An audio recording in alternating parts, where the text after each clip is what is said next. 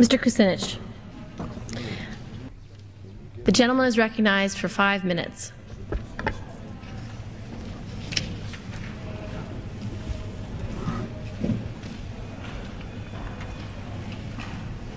I thank the Speaker. We've heard the economic reports. Over 10 million Americans out of work, 7.2% unemployment.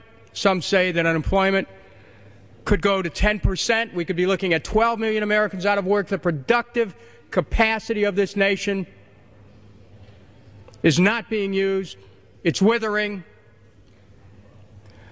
We have to put America back to work.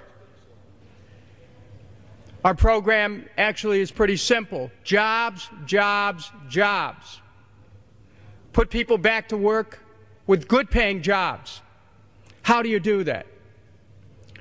You go back to that old-time religion of FDR, reflected in the New Deal. He rebuilt America. There's over $1.6 trillion in infrastructure needs that are unmet, that can't be met by local or state governments.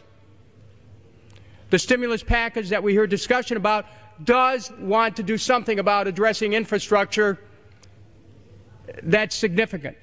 We should support that. But we also have to look at our experience, and we don't want to be tarped again in this Congress. Because this Congress voted for a $350 billion bailout of banks. I didn't vote for it, but the House and the Senate voted for it. And it resulted in the banks using the money not to help people stay in their homes, but in using the money to buy other banks, take over other banks. They hoarded the money. There is a credit freeze.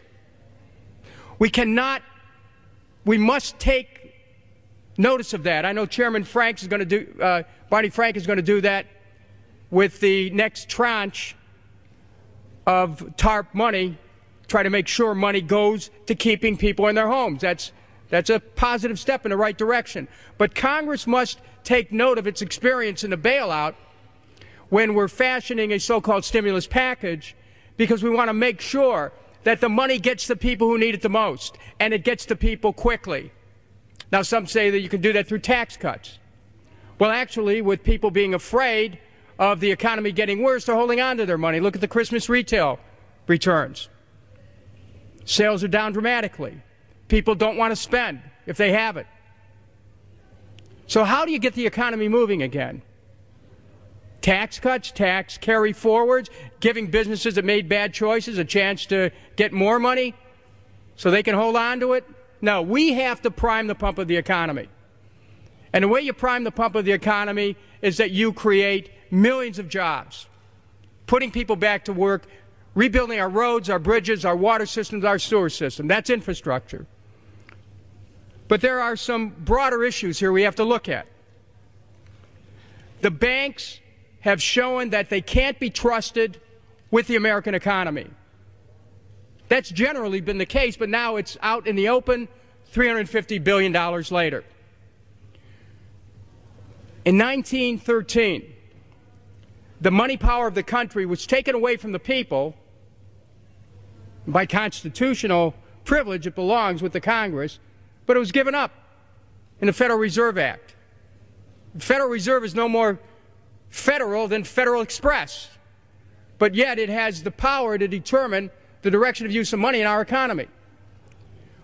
If we could take that power back and put the Federal Reserve under Treasury, we start to be in a position of being able to control monetary policy on behalf of the United States people. We also have to address the issue of the fractional reserve system, which is how banks create money out of thin air. And then as they do that, they've created the conditions where we've had this kind of Ponzi scheme collapsing, banks and the hedge funds working together. So we have to halt the bank's privilege to create money by ending the fractional reserve system.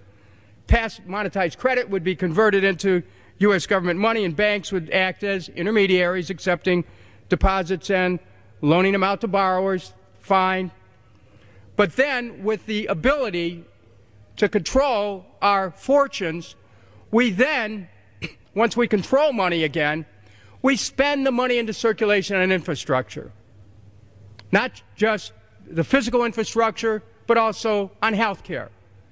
We not only can address housing needs, rebuilding America's infrastructure, but we can also get people the health care they need in this country. We can enable children to stay in school or to go back to school. We really have the opportunity to take control of our own destiny again. But we can't go back to the same old, trickle down economics. The trickle never gets down. The invisible hand of the marketplace is in the hands of is in the pockets of the American taxpayers. The invisible hand of the marketplace in the pocket of American taxpayers. Let's rebuild America. Let's reclaim our economic destiny, and let's do it as a Congress united, working with the new administration. Thank you. Under the Speaker's announced policy of January 6, 2009, If this were a dictatorship, it'd be a heck of a lot easier. Just so long as I'm the dictator.